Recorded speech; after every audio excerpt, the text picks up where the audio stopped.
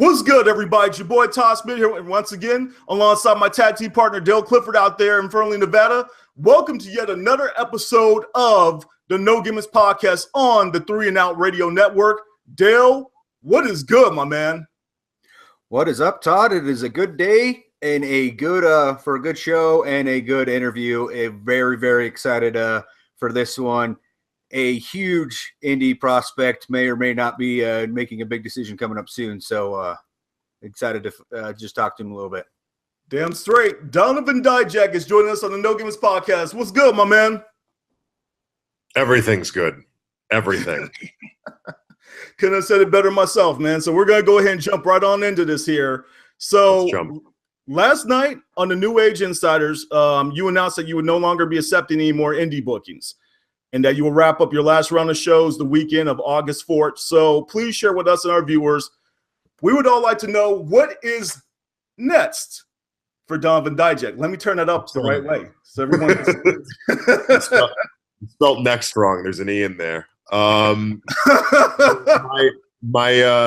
final round of indie bookings would be inaccurate. I was merely mentioning some of the more important indie bookings, and to me personally, Chaotic Wrestling, specifically Lucky Pro Wrestling, Northeast Wrestling, because those three companies were with me from basically the beginning of my pro wrestling career. So I felt, since I feel as though those are going to be my final bookings with them, at least in the immediate future, that I should let people know that those were going to be my final bookings with those. Those are not my final announced bookings even thus far. I have Progress on the 12th in New York. I'm announced for PWG Bola, which is September 1st, 2nd, and 3rd, something like that. So I've got more indie dates after that, but I just felt obligated that I owed it to some of those companies to make sure that people were aware that those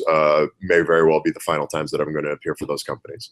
Gotcha, man. That's the right thing to do. Of course, we wound up connecting with you on Twitter by the tweet that we sent out about the Battle of Los Angeles.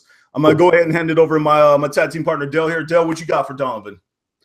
So, say you would sign with the company out of Stamford, Connecticut, and are given the opportunity to work in front of a crowd during TV tapings for them. Who would be a top opponent of choice, and what are some of the goals you would like to accomplish with them? There's a lot of guys who work for. Are you talking about NXT or WWE? Generally, either one of them. I mean, for NXT, I would say that there's a bunch of guys. I've had one of the best matches, maybe the best match of my career in a lot of people's opinions, against he was Biff Busick at the time. Now he's Oney Lorcan of NXT. So I'd love to get another match with him. Drew McIntyre now is another guy who's always been on my list. Bobby Roode is a guy who forever was on my list of guys that I wanted to wrestle. But really, the talent in Tommaso Ciampa, one of my good friends, is a guy who's unfortunately recovering from injury. But I'd love to get in the ring with him again. There's so many guys. Aleister Black, I've wrestled before. Cassius Ohno, I've wrestled before, and I'd love to wrestle all of these guys again. There's just so many guys, not just in that company, but in every company in the world that I'd love to wrestle. We're in a really fortunate time in professional wrestling where it feels like you just can't get enough of what the scene has to offer. Yeah, exactly. So if you were to sign with said company, this would be your second go round as part of their developmental system. So please tell us and our viewers a little bit about your experience with Florida Championship Wrestling. I wasn't signed with them, but I did have a tryout at the FCW facility in June of 2013. I mean, it was just a couple days or whatever, but it was one of their older tryout formats. I think they've changed quite a bit about it. Bill DeMott was the head trainer there at the time. I mean, there were some familiar faces. People would probably know some of the guys. What is his name? Tucker Knight from Heavy Machinery was in that.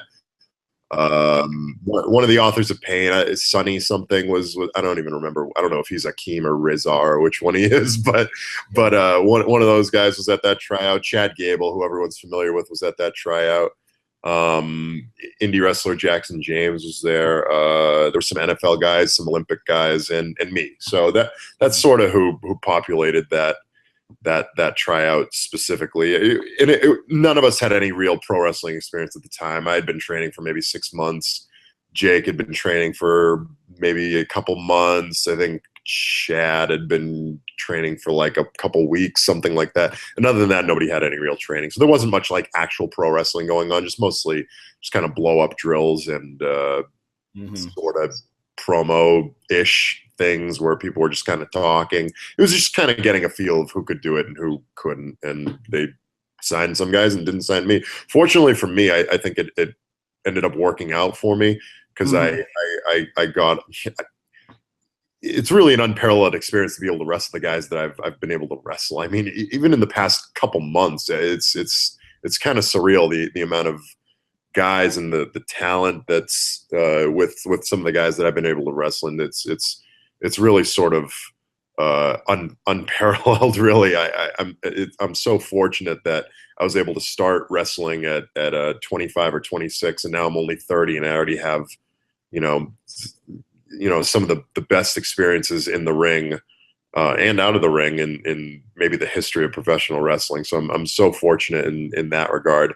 I feel like if I had been signed back then in 2013, that I'd probably be kind of stalling around in the system. I feel like, unfortunately, for a lot of taller guys, that tends to happen because you kind of get stuck in this weird position where you kind of have to wrestle one way and you don't really get the experience that you have to. Whereas on the independent scene, there wasn't too much of that sort of handcuffing. I could wrestle pretty much in a way that I shouldn't be wrestling. but fortunately for me, it ends up paying off because you get all these experiences against these guys who are ultimately smaller than me. So from a psychological standpoint, maybe it should be one way or the other way, but it sort of prepares me. So now I'm in a position where I can wrestle these sort of more aggressive, quicker paced matches with guys who are more my size, without having to worry about, getting to that echelon first, if that sort of makes sense. Yes, most definitely, man. So Dale, what you got for Donovan Nets? So before we kind of move on, I just wanted to go a little bit into kind of clarify some things that have been like mentioned over the last couple of days. It's not 100% official any direction that we're going, correct? My direction? Yeah. No, nothing in my life is ever 100% official. Right on. So, all right, so now let's go ahead a little bit into some backstories. Like you received a scholarship to play football at UMass. That's correct. Yes, a partial scholarship to UMass. Okay. That probably would have eventually turned into a full. I only got one full scholarship offer to play football, and that was from the University of Maine. But anybody who's ever been up to Orono, Maine, knows that's kind of the middle of nowhere. So I wasn't too thrilled about the prospect of attending college there for 4 years. The UMass and actually had a good program, a good recruiting sort of pitch. Ultimately, UMass ended up doing a lot better than the University of Maine for the most part. The year I left, they went to the national championship game. So I'm not trying to look back and say whether it made the right decision or not. Ultimately, I ended up transferring anyway to a smaller school so I could play football and basketball. So ultimately, it didn't really matter in the long run. That'll lead into the next things. Like, so obviously, you said you were dual sport athlete at that other school. But what kind of made you change directions between trying to pursue either one of those and go into professional wrestling? I mean, I was kind of doing both for a time. I was working as a criminal investigator locally, and that was my full-time job when I first started being a professional wrestler. Unfortunately for me, I lost that job due to my attendance at an AJ Styles seminar in New York. I ultimately was was fired from that job because of some circumstances that ended me up at the AJ Styles seminar. But that ended up working out as well because I got a more flexible job that ended up paying better, and ultimately it's really that next job is what got me through kind of the dog days of professional wrestling. And I was able to. They were so flexible with me, and I'm so thankful for everything that they're the Key program in Massachusetts. It's kind of a residential program for social service boys and girls and things like that. So I'm very thankful for that program. Everybody there. I just was able to move. Maybe not just, I guess back in March. So I guess that's a bunch of months ago now, but that was my last day, was March 1st at the Key program. So I was super thankful for everything that company did for me. It's a wonderful place to work. Hopefully one day I can give back to that company the way that they gave to me, because I was able to basically balance 2 or 3 full-time jobs all at once due to their generosity. Right on, man. See, Dale, we better mind our P's and Q's, man. This dude's got connections. He can see what we got, whatever dirt we have in our past, you know? I used to be able to. When I was doing the criminal investigator job, I had a lot of access to background check sort of things and things like that. So if you guys had come up in one of my investigations, I would have been able to find out a lot more about you than you probably know about yourselves. But unfortunately, I don't have access to those unfortunately, I don't care to know any of those things, but I no longer have access to those. Good. Those services. Right on, man. Hey, so please share with us and our viewers, Donovan, who trained you and which company gave you your start in the wrestling biz, man? I trained at the New England Pro Wrestling Academy under Brian Fury, was the head trainer there. Warbeard Hansen was one of the assistant trainers there at the time. They're associated with Chaotic Wrestling, who pretty much gave me my first run in professional wrestling. Some of the earlier companies that gave me some of my first matches were Atlantic Pro Wrestling in the New England area. Lucky Pro Wrestling, another one of the great companies around here that I'm finishing up with in a couple Saturdays. Northeast Wrestling has always been great to me. NCW is another company that was wonderful for me. I can't remember what NCW stands for. I think it's like Northeast Championship. No, there's two. It's alphabet soup. I'm not 100% sure. Yeah. But there's a lot of companies that gave me a break when I really hadn't earned one yet, and I'm forever grateful for them. But for the most part, the companies that used me consistently when I was really, really green were Chaotic Wrestling and Atlantic Pro Wrestling for the most part. All right. So speaking of Chaotic Wrestling, Dale, you got a question about that, right? Yeah, that brings us into our next question. You ended up becoming the heavyweight champion there for nearly half a year. So kind of explain to us what were some of the challenges that you were facing holding that much responsibility so early in your career?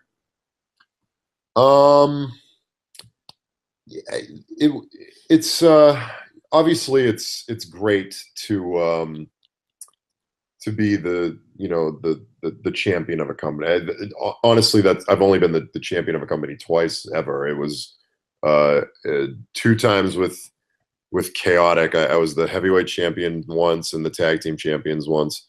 Both for not the longest reigns, and then the WrestleMerica championship in Georgia I was once. Those are the only championships I've ever had in professional wrestling. There's a decent amount of pressure. But I've always put a lot of pressure on myself going into all of my matches. I always want to really set the standard for not just the card, but the company and everything like that. So I was fortunate to be put in such a position really early in my career. I think Chaotic put a lot of faith in me, and that really helped build my career. I mean, that was right before my Ring of Honor run. So I was super thankful for that. The booker at the time, the booking team at the time, Jamie, the owner, Tarzan, the booker. I know Mike Crockett helped book at the time, and then that led into Brian Malonis, who people are probably familiar with from Ring of Honor recently. Yeah, so he was helping book Chaotic for a decent amount of time there, and he put a lot of trust and faith into me and my abilities. So I've been super thankful because that platform just prepared me for Ring of Honor and international work and everything like that. So even from a really early point in my career, even though I didn't have the notoriety or the exposure that a lot of people, hear about in terms of some other guys, I was definitely kind of being prepared, so to speak, for bigger and better things, and ultimately it ended up paying off huge for me. So I've always been thankful for my time at Chaotic and the way that everybody there has treated me. Good stuff, man. Hey, so Michael Lombardi, who's the owner of Northeast Wrestling, he reached out to us prior to the interview, and he spoke pretty highly of you as well. A few of the standout opponents whom he mentioned that you had the opportunity to work with were Samoa Joe, Cody Rhodes, also Keith Lee.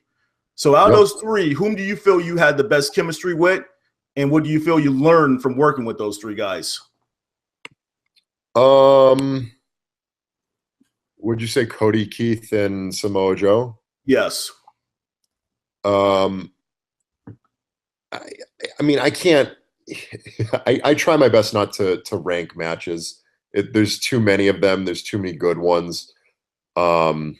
It's and ultimately at the end of the day, it's not.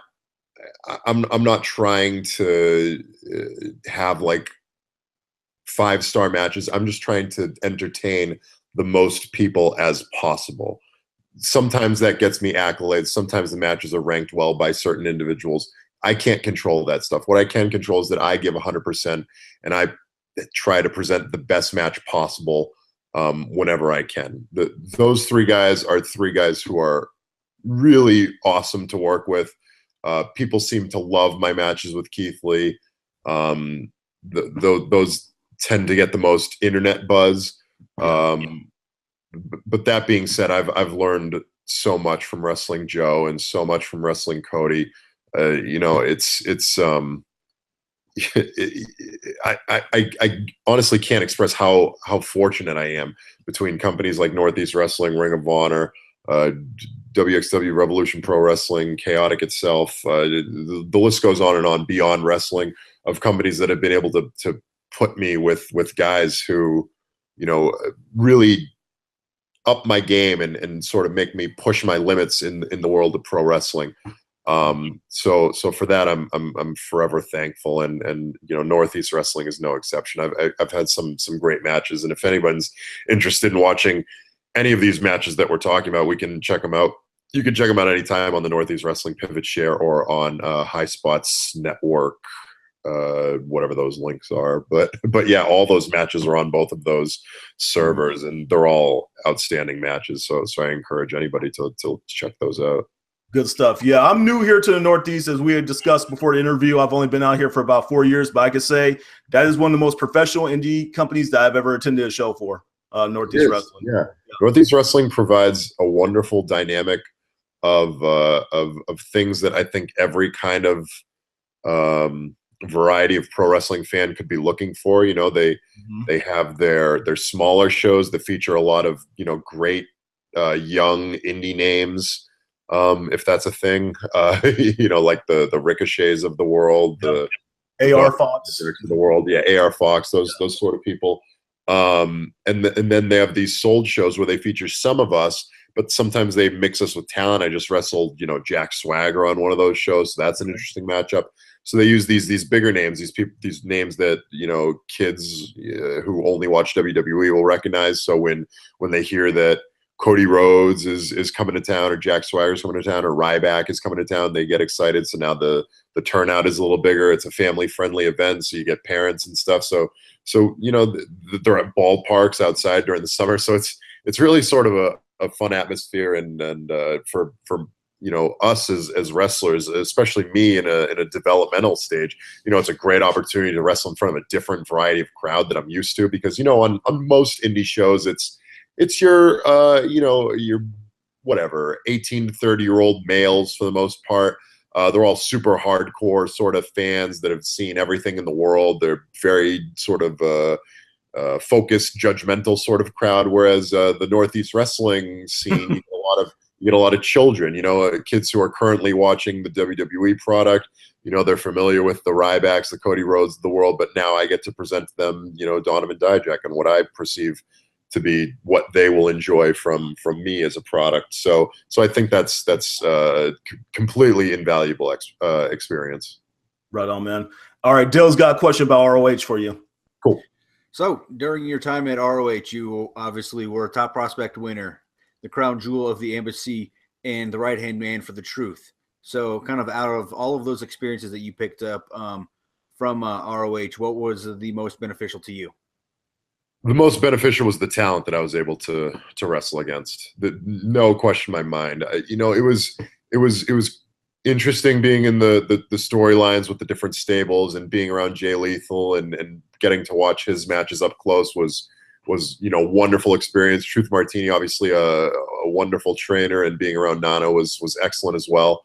And then towards the end, the Motor City Machine Guns, totally invaluable experience, and to be able to tag alongside them was excellent stuff. But everything sort of was a step below, just being able to wrestle so many guys of so much talent, whether it's Jay Lethal himself, Roderick Strong, Red Dragon, Kyle and Bobby, both in singles matches, twice in tags, Michael Elgin a number of times. I wrestled Michael Elgin for the IWGP Intercontinental Championship once. I wrestled Jay Lethal when he was Ring of Honor champion. I think I mentioned Roderick Strong already, but I mean, I'm forgetting more than I'm remembering.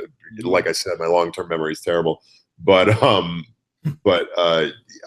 there's so many guys in Ring of Honor, and I was so fortunate to be able to wrestle, almost all of them. It was such a great experience, and I think those guys, being able to wrestle those guys, especially wrestling them on TV and pay-per-view, the Briscoes, I wrestled the Briscoes a bunch of times, Mark Briscoe specifically, it was such great experience, and especially working on television and pay-per-view, working towards those restrictions of time constraints, going to breaks, hard cams, and learning things like that, roaming cams. All that stuff is such valuable experience, and to be able to do it alongside some of the top talent in the world is really unparalleled, to be honest.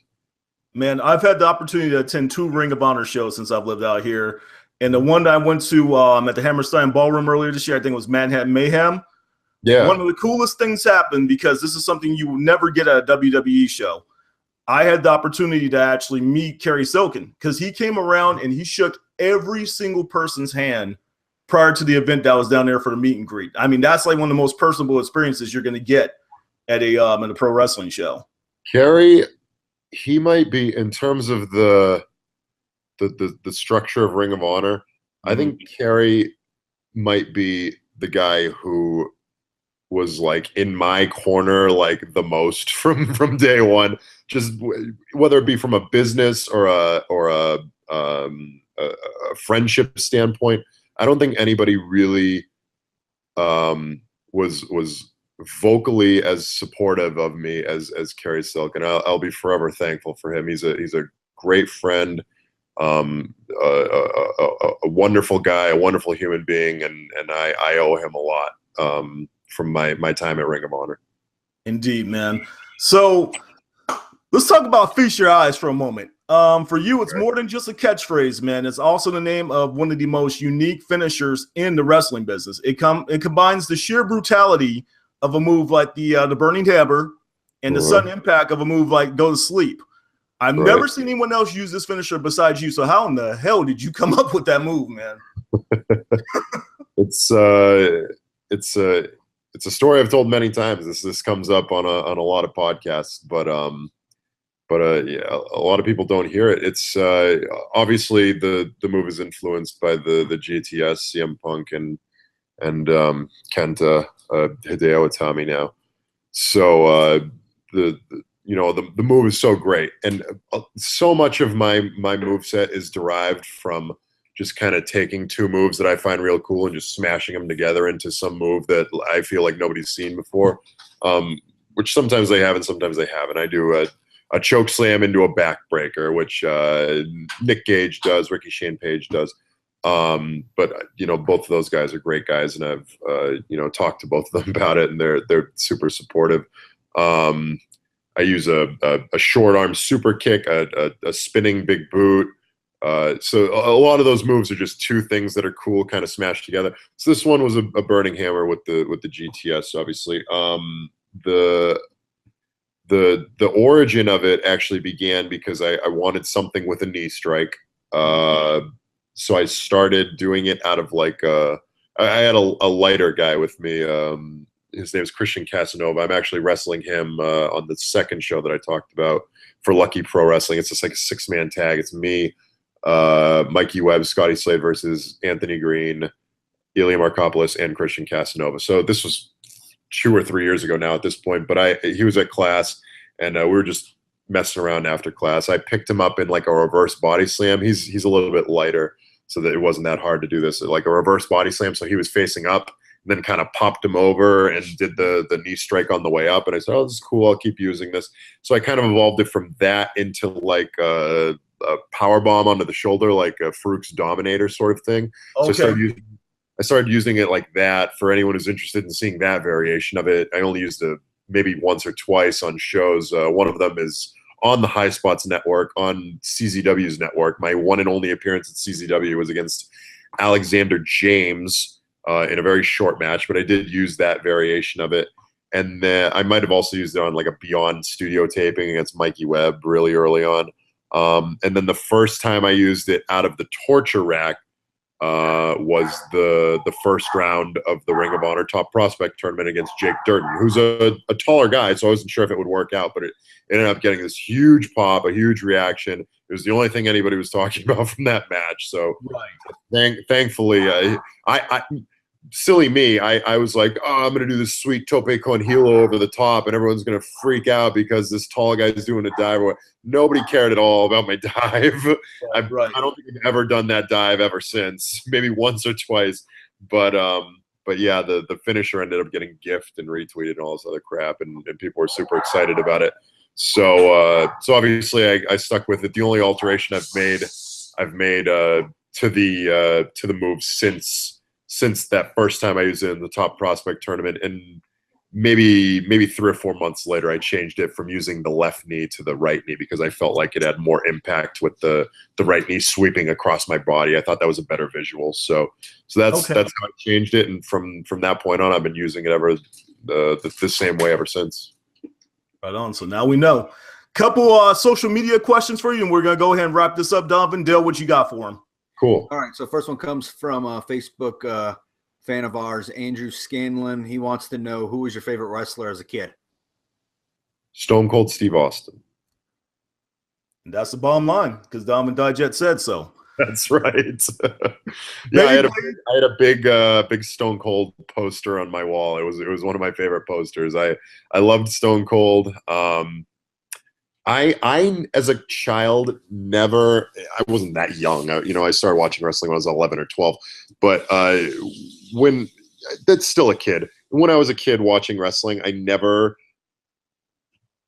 never get behind quote unquote babyface and heel turns. To me, like Stone Cold was my guy, so I would stick with it. I almost think it's like a sports mentality. Like if the New England Patriots sucked, I wouldn't stop rooting for them because they're my team. So Stone Cold, he was the babyface when I first started watching wrestling, and The Rock was the heel. So I said, okay, Stone Cold's my guy, and I hate The Rock. And then they flip-flopped, and and The Rock became the most popular guy in the world, and everyone was popping huge for him, and Stone Cold was getting booed because he kept saying what. And I was like, I don't care. Stone Cold's my guy. I love him. I'm staying with him. So that's sort of how that evolved for me. It kind of broke my heart when he teamed with Vince McMahon, but I had to keep supporting him, so I did. You're loyal, man. You're loyal.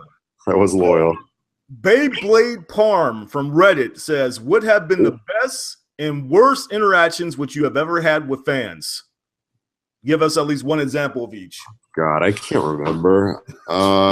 Jesus, I can't remember what I had for breakfast. So many wrestlers have these like awesome stories, and I feel like I don't have any. The worst, I feel like the worst would stick out in my mind for interactions with fans. Some dude told me he chopped you on your pec or something like that. Some guy from Reddit, when he saw that question, he was like, yeah. He was like, tell Donovan sorry for me. Some guy you met at a Progress show supposedly like hit you on your pec. I think he said. I don't know. I swear to God, I can't remember. Maybe he did. I don't know. I assure you that nothing, no chop any fan has ever given me has hurt even maybe a third as much as Mark Briscoe's chops. So no, I don't remember. Or Biff Busick, more, so many guys chopped the crap out of me so hard. I unfortunately can't remember. I've had a lot of positive fan interactions. It's very, very rare for me that any fan is negative in any sort of way. I mean, sometimes fans overstay their welcome, but it's I don't mind. They're there having a good time. I'm trying. I'm not. I don't think I've ever been like rude to anybody or anything like that. So as long as they're having a good time, I'm having a good time. I think my favorite fan interactions are definitely with children. Okay. I love meeting little kids and things like that. Taking pictures with them. So those are my favorites. Negative, nothing really comes to mind. All my fans have been great. Good stuff. Dale, what you got for Donovan?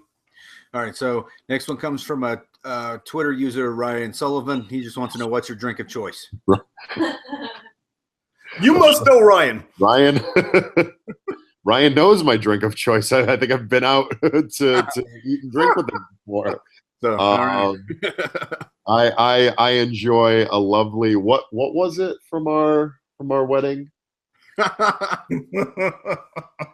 Jack Daniel's honey with ginger ale.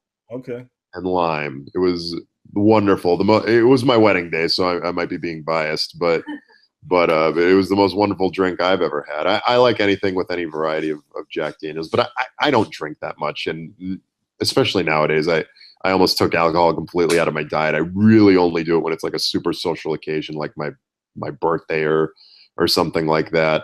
Mm-hmm. But that's what I enjoy to drink, and I've had some drinks with Ryan before. He's a good friend of mine. So, well, he had another question for you. I'm going to go ahead and throw this one at you. Sure. He wanted to know, why do you hate baseball?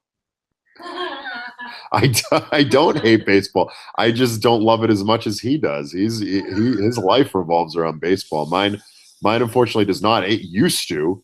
Back in let's say 2000 and maybe 2 to 2010, 11. Yeah. When I met my girlfriend, now wife, because she was not a baseball fan at all. She hated baseball. So that's sort of how it faded out of my life. But I was maybe the biggest Red Sox fan in the world for those years. I went to so many games. In 2007, when they won the World Series for the second time, I think I went to more than 20 games that year. Oh wow! And that's in the middle of my collegiate career, so that's just in my spare time. So, and I didn't have much spare time, so any spare time I had was watching Red Sox games. I think I watched like every game that year, and I went to so many baseball games, and it was a ton of fun. I really love baseball, especially because it's the one sport, maybe not the one sport, but it's one of the sports that I was never like really any good at all, and I never played it effectively.